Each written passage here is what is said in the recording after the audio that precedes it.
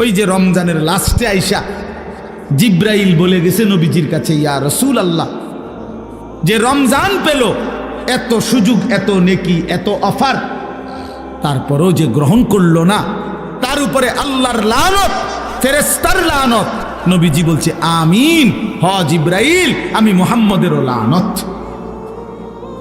এজন্য মনে রাখো ছেলেরা, রমজান মাসে যারা নারী দেখবা, ছবি দেখবা, উলঙ্গ দৃশ্য দেখবা, নামাজ পড়বা না, সেজদা দিবা না।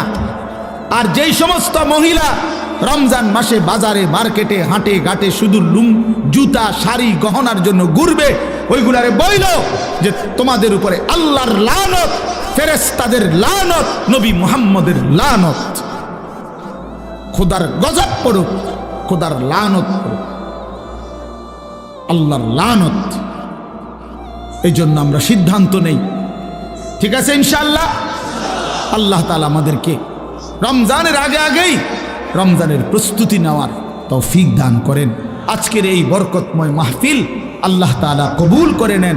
সকলেরই সম্মিলিত আয়োজন, যে যেভাবে অংশগ্রহণ করছেন, ভালোবাসা দিয়েছেন, দান সাদাকা সহযোগিতা করেছেন, আল্লাহ সকলকে উত্তম বিনিময় দান করেন। আমার উস্তাদে মোহতারামের মাদ্রাসা অষ্টগ্রাম বাজার হাফিজিয়া মাদ্রাসা আপনাদের সকলের ভালোবাসার মাদ্রাসা, আল্লাহ কবুল করে নেন।